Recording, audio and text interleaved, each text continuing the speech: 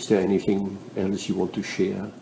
I'd like to share my experience of being arrested in China. Yes, I'm very interested in this, and I'm sure many others are interested. Your story, how you got arrested, this is very important. On March 1st, 2013, in the morning, I was going to attend a church meeting in Fuling District, Chongqing.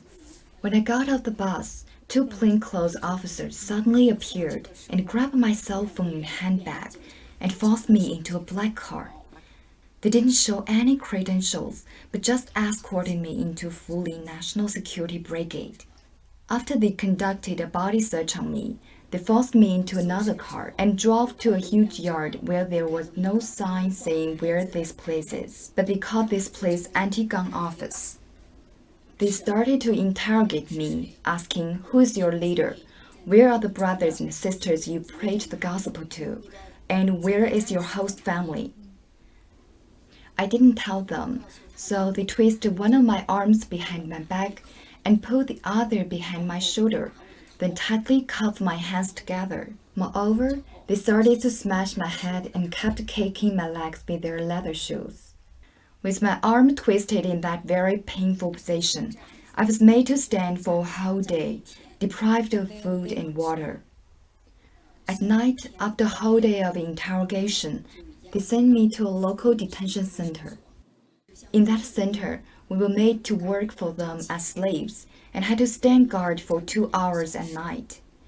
So I was so tired, aching everywhere that I couldn't fall asleep. In addition, we were asked to squat the moment we saw the supervisors of the prison, which made us look like slaves. In the detention center, they interrogated me for 4 to 5 times, and at the end of the month, they took me out of the detention center. I thought I was released, but that was not the case. They sent me to their secret interrogation house in a resort, and they interrogated me for a whole night. The secret interrogation room was located underground, dark and gruesome. When I entered that room, about 8 strong and tall men stood in front of me, threatening me that if I didn't confess anything, I wouldn't walk out of this room alive.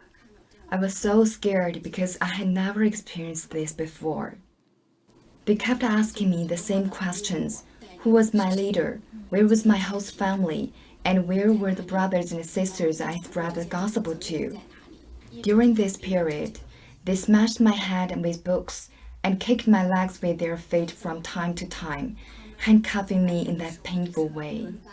Late that night, they took turns to interrogate me. They had 2 shifts. For each shift, they had 3 officers. Seeing that I didn't confess anything, they cuffed one of my hands up to the window bar. I could only stand on my toes. Just like that, I was hanging there for about 2 hours. It was extremely painful.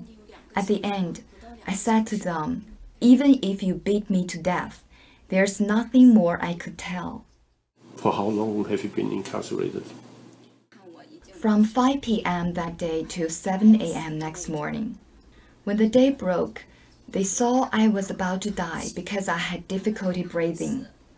They feared that I would die, so they loosed the handcuffs and seated me on a torture chair to which my hands were handcuffed. They didn't get anything out of me, so at about 7 a.m., they let me out. But to my surprise, in the afternoon, they sent me to another local public security bureau and interrogated me till 12 a.m. Afterwards, they transferred me to a detention center. While I stayed in the detention center, they interrogated me every 2 or 3 days. They didn't do that inside the center, but in a secret room outside the center. There were all kinds of torture tools in that room. They hit my head and pulled my arms from opposite directions. Seeing that I still said nothing, they intimidated me with all kinds of words, such as, "If you still keep silent, we'll bury you alive. Your families won't know. Nobody will know. If you still say nothing, we'll hand you to an old junkie. If you still say nothing, will give you an injection to make you go insane. Later, they escorted me through the streets, making me point out my host family and meeting places. And whenever I went, the crowd was watching me. They did this 3 times. In the end, under such huge pressure, I felt like I was about to have a nervous breakdown. On April 15th, I was released and my brother picked me up. Which year? April 15th, 2013. Your brother picked you up. Is it the same brother? Yes, upon my release, the mayor of Dianjiang County told my brother, if your sister believes in God and gets caught again, she will be sentenced to heavy punishment, and your son and daughter will be affected. This is a very important sentence. They told her, if your sister, they told her brother, if your sister believes in God again, we will give you heavy punishment. Yes. Give her. Yeah, they will give her heavy Yes. punishment. This is a very important sentence because it really shows that they are the enemy of religious freedom. Yes. These words just hit my brother's vital spot. Communist party.